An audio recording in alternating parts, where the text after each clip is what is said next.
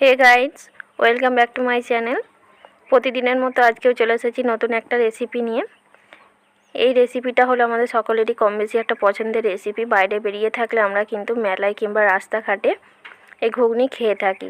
সেটাই আজ বাড়িতে খুব ঝটপট বানিয়ে নেব। চলুন দেখে নিই। এখানে মটর কলাই নিয়ে নিয়েছি। মটর কলাইটা আগের দিন রাত্রে আমি খুব ভালো করে ভিজিয়ে রেখেছিলাম। সেটা এখন সেদ্ধ করে নেব।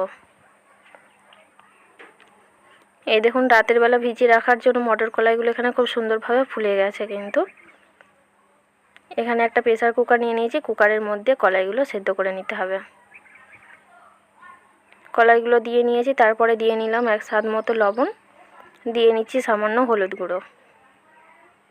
কলাইগুলো সেদ্ধ হওয়ার জন্য দিয়ে নিলাম জল। ঘুগনির আলুগুলো এখানে একটু বেশ ডুমো ডুমো করে কেটে নিয়েছিলাম। এখানে আপনারা চাইলে ছোট ছোট করে কেটে নিতে পারেন।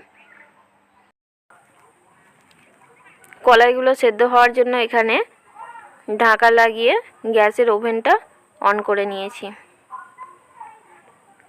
গ্যাসের ফ্লেমটা বাড়িয়ে কিন্তু 2 থেকে 3টে সিটি দিয়ে নিতে হবে।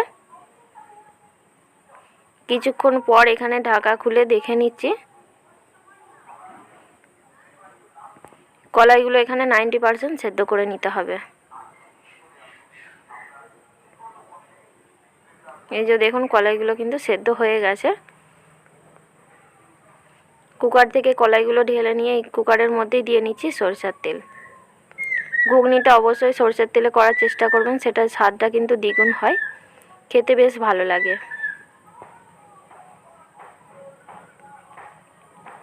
তেল গরম হয়ে গেলে এখানে দিয়ে নিচ্ছি সরু সরু করে কেটে রাখা পেঁয়াজ। পেঁয়াজগুলো এখানে একটু নাড়াচাড়া করে লাল লাল করে ভেজে নিতে হবে। একদমই লাল করে ভাজবেন না। পেঁয়াজ থেকে রঙটা যখন এইভাবে একটু চেঞ্জ হয়ে আসবে, এই যে দেখুন, ঠিক এইভাবে ভেজে নিতে হবে পেঁয়াজটা। তারপরে দিয়ে নিচ্ছি সরু সরু করে কেটে রাখা টমেটো। পেঁয়াজের সঙ্গে টমেটোটা একটু নাড়াচাড়া করেই এর মধ্যে দিয়ে নেব আদা রসুন বাটা। আদা রসুন বাটাটা তেলের মধ্যে একটু ভাজা ভাজা করে কষে নিতে হবে। তারপরে এখানে দিয়ে নিচ্ছি মটর কলাইগুলো, জল সহ মটর কলাইগুলো এর মধ্যে দিয়ে নিচ্ছি।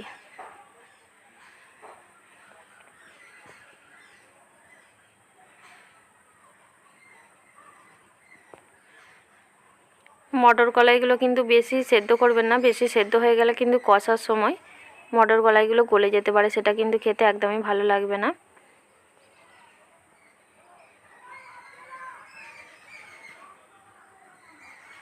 তারপরে এখানে কিছু মশলা দিয়ে নিলাম। মটর কলাইগুলো সেদ্ধ হওয়ার জন্য এখানে আগে থেকে দিয়ে নিয়েছিলাম লবণ। তারপরে বুঝে একটু লবণটা দিয়ে নিতে হবে। আর সাথে দিয়ে নিলাম ধনে গুঁড়ো ও জিরে গুঁড়ো। এদিকে একটা মশলা বানিয়ে নিচ্ছি। প্রথমেই শুকনো খোলায় এই লঙ্কাটা ভেজে নিতে হবে। তারপরে দিয়ে নিচ্ছি 5 ফোড়ন। 5 ফোড়নটা এখানে বেশ লাল লাল করে ভেজে নিতে হবে। একটু লক্ষ্য রাখবেন 5 ফোড়নগুলো যেন না পুড়ে যায়। পুড়ে গেলে কিন্তু এই স্বাদটা কিন্তু ভালো লাগবে না। এদিকে ঘুগনিটা কষা হয়ে গেছে। এর মধ্যে দিয়ে নিচ্ছি প্রয়োজন মতো জল।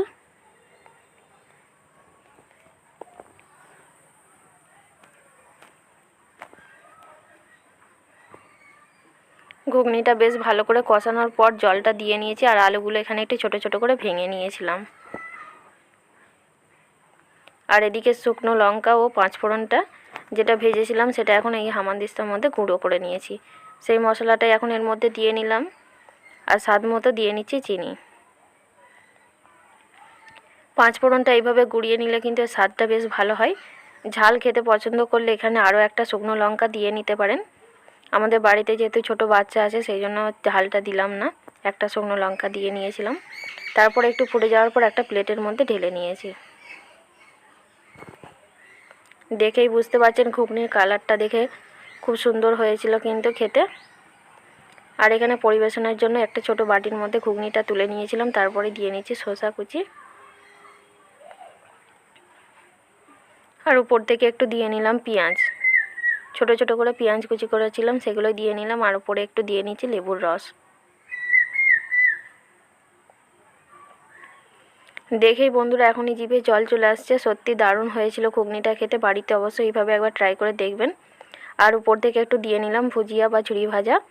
তারপর এখানে বিট লবণ থাকলে বিট লবণ দিয়ে নিতে পারেন, এখানে আমি নর্মাল লবণটাই দিয়ে নিয়েছি। আর উপর থেকে একটু দিয়ে নিলাম জলজিরা। বেশ দারুণ হয় খেতে, ঝাল ঝাল টক টক। তো বন্ধুরা দেখুন, বাড়িতে কিন্তু এইভাবেই খুব সহজে ঝটপট ঘুগনিটা তৈরি করে নিতে পারেন। আর ঘুগনির রেসিপিটা ভালো লেগে থাকলে অবশ্যই ছোট্ট একটা লাইক কমেন্ট শেয়ার করতে ভুলবেন না। আমার চ্যানেলে নতুন বন্ধু হয়ে থাকলে অবশ্যই চ্যানেলটি সাবস্ক্রাইব করে পাশের বেল আইকনটি প্রেস করে সাথে থাকুন। আরও দেখতে থাকুন নতুন নতুন ভিডিও।